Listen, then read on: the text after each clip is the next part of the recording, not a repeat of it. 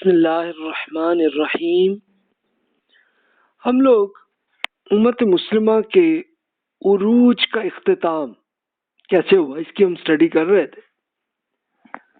تو پچھلے لیکچر میں آپ کو یاد ہوگا کہ ہم نے یہ کروسیڈز صلیبی جنگیں کہ کس طرح سے یورپ سے آئے تھے اور انہوں نے اسپیشلی ترکی کا بڑا حصہ، پھر اس کے بعد فلسطین فتح کر لی تھی، اور اس کا پھر پوری ڈیٹیل آپ پڑھ چکے ہیں۔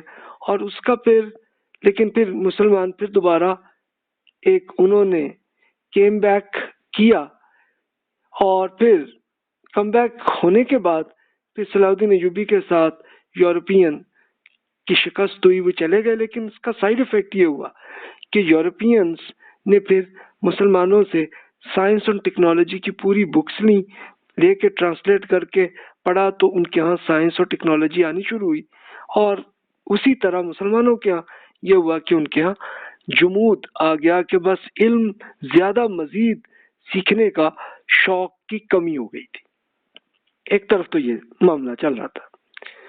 تو اب ہم آگے چلتے ہیں۔ ایک دوسری یلغار ہوئی منگول کی۔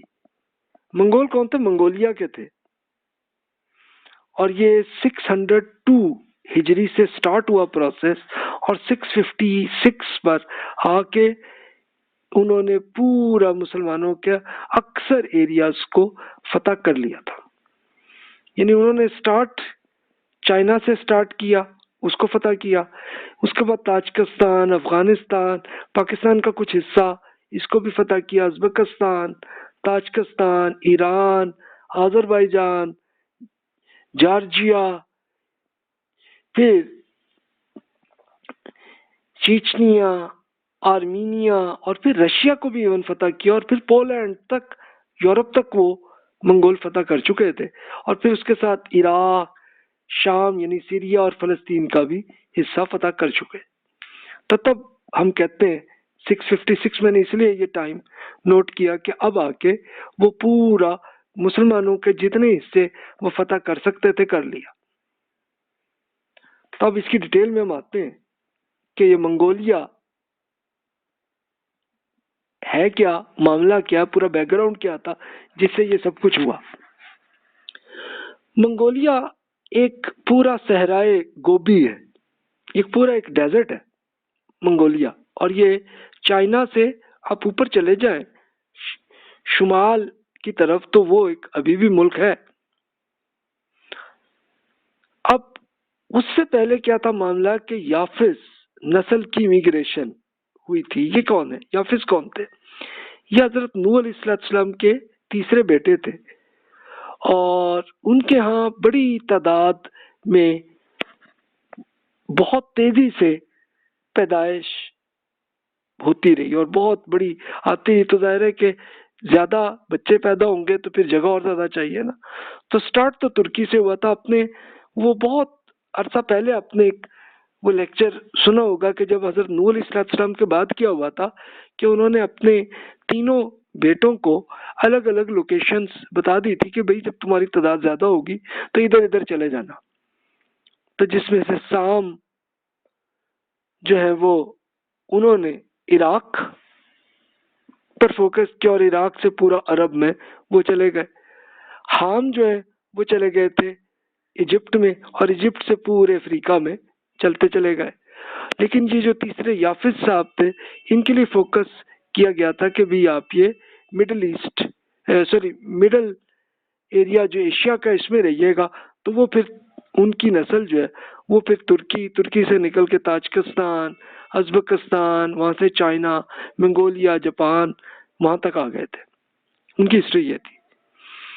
اب منگول کیا تھا؟ یہ جسٹ ایک قبیلہ تھا اور کچھ نہیں تھا، اور بہت سارے قبیلے تھے جو منگولیا میں تھے، وہ آپس میں لڑتے تھے۔ لیکن پھر ان کے یہاں ایک ایسا لیڈر بنا جس کا نام ہے چنگیز خان۔ 602 ہجری کے حساب سے یا 1206 عیسوی کیلنڈر سے دیکھیے، انہوں نے یہ کیا کہ سارے قبیلوں کو اکٹھا کر لیا۔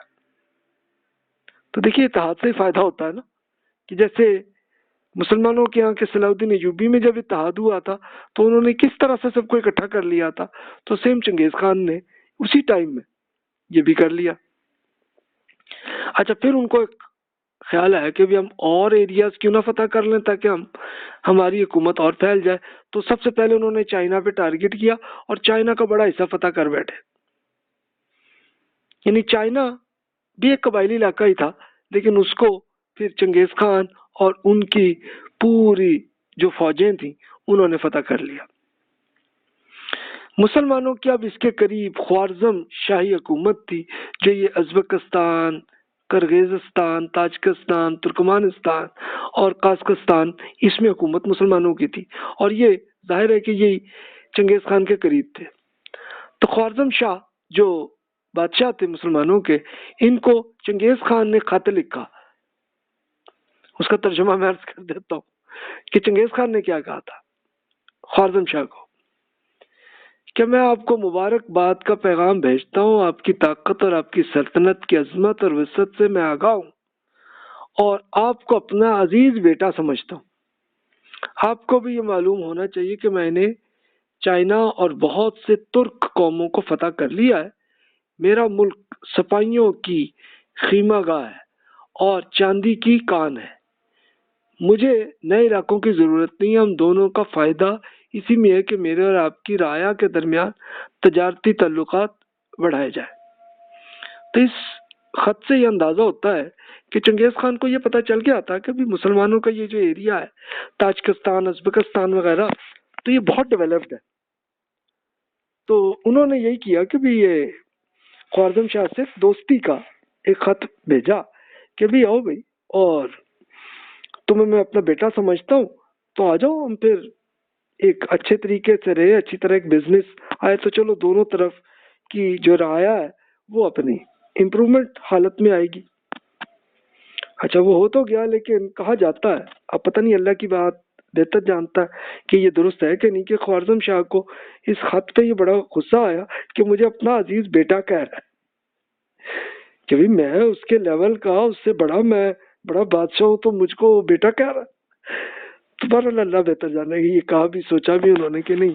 بہرحال ہوا ایک حادثہ یہ ہوا کہ اب وہ منگول بزنس کے لیے بہت سے تاجر جب وہ مسلمانوں کے ایریا میں آئے تو ان کو مسلمانوں کی جو یہ خوارزم شاہ کی جو حکومت تھی، ان کے فوجیوں نے ان کو کوئی جاسوس سمجھا اور ان کو مار دیا. مارا تو پھر چنگیز خان نے کہا کہ بھی یہ کیا، اب نہیں چھوڑتا میں تم. اور وہ پہلی یلغار ہوئی ہے 616 ہجری 1219 عیسوی کیلنڈر میں. اس کو ہم دریائے آمو کہتے ہیں، انگلش میں آکسس کہتے ہیں. اب یہ کیا ہے، آپ گوگل میپ میں آپ یہ دیکھیے گا تو یہ آپ کا اس کا جو ہے نا یہ کرغیزستان سے چلتا چلتا یہ دریا ازبکستان، افغانستان، پھر تاجکستان تک چلتا ہے، ترکمانستان تک آتا ہے یہ دریا. تو اسی دریا سے ہی اصل میں راستہ بنتا تھا نا، پہاڑوں کے اندر اندر راستہ ایسے بنتا ہے. تو وہاں سے پھر چنگیز خان نے یلغار کی اور پھر تو کیا کہ ہر طرف جو خوارزم شاہ کی جہاں جہاں حکومت تھی تباہ کرتا چلا گیا.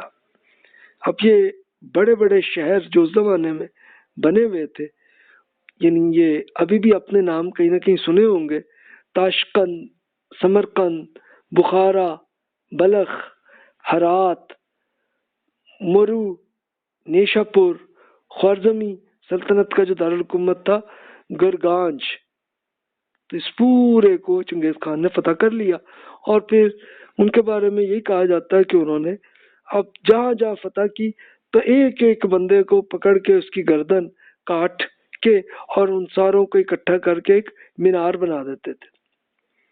تو لگتا یہی کہ اس کا مقصد یہی ہوتا ہوگا کہ بھی چلو وحشت آ جائے ساروں کو اور وہ اگلے کوئی ان سے جنگ نہ کرے.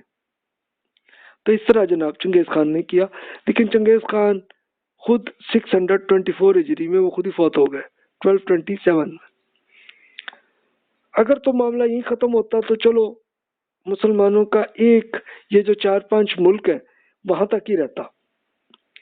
لیکن اب اگلی جو ان کی نسل آئی تو انہوں نے سوچا کہ چلو بھی پھر ہم یہیں تک کیوں رہے، ہم آگے یہ اتنے بڑے ڈیولپ قسم کے ملک ہیں، کیوں نہ ہم اور فتح کریں.